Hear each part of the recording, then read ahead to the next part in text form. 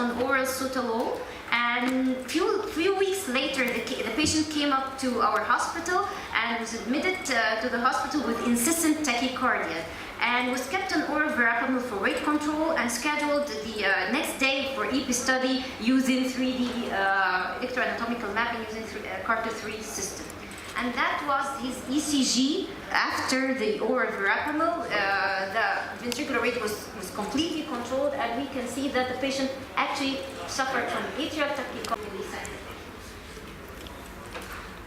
And to make sure to confirm our diagnosis, which is already confirmed that the patient has an atrial rhythm or atrial tachycardia, we did ventricular pacing, and we could elicit the VAA response that is diagnostic of atrial tachycardia.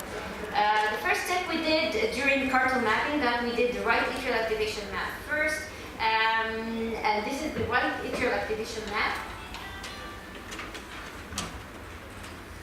And it looks like there's a focal activation of the right atrium coming out from the posterior septum. There is a localized area of earliest activation that takes the color of red. And with radial activation of the right atrium from this circumscribed or well circumscribed area at the posterior septum. And if we look at the intracardiac electrogram that came out from this earliest activation area, it didn't precede the P wave, it only coincided with the beginning of the P wave. So shall we go for ablation at this site, or shall we go to the left atrium? What do you think? We go for the left side. Okay, you're smarter than us. We tried.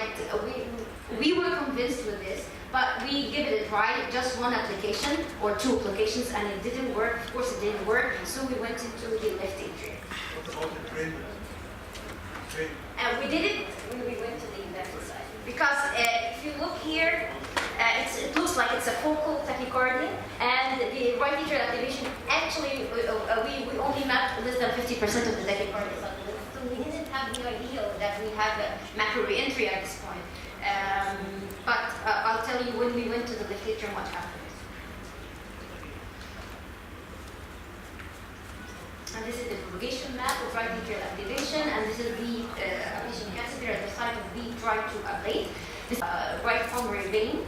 And as we can see at the left atrial activation, there is also focal activation. There is a well circumscribed area of early activation, very close to the ostium of the common pulmonary vein, with rated the P wave significantly with about 40 milliseconds or something.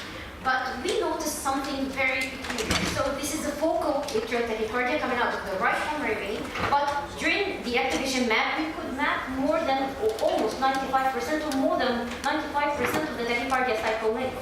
That is not usually common, this focal mechanism. And when we did the entrainment, we could entrain the tachycardia. And we could entrain the tachycardia with concealed fusion near the common right pulmonary vein ostium, and there was manifest fusion from any other site like the posterior mitral annulus.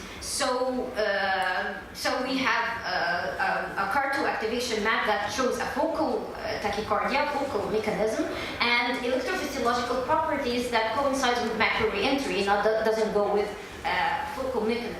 So we were puzzled for a while, and when we looked at the propagation map, we could see slow conduction. There is a slow propagation of the wave of activation all over the septum and the posterior wall. So we went into the voltage map and decided to go for a voltage map, and we could actually see that we had a remarkable scar at the septum, and a very tiny scar, a small scar. Not convinced. Oh, we know why this is a scar, but it was a scar at the posterior wall. So this explains why a focal tachycardia, we could map 95% of the tachycardia cycle length, because these scar tissue have slowed the activation somehow and made us able to map 95% of the tachycardia cycle length, although it's a focal tachycardia. The idea of entrainment, maybe because it's a micro-entry at the ostium, or maybe it's due to triggered activity, maybe. So this can explain why we have this whatsoever. So our take-home message: there are new advanced technology like 3D mapping has improved our understanding of complex tachycardia as well as ablation success rates, but still standard and basic electrophysiological techniques are the steering wheel of any EP study, though at some cases both techniques may show apparently conflicting data, but careful and thorough analysis always show them complementary to each other. Thank you.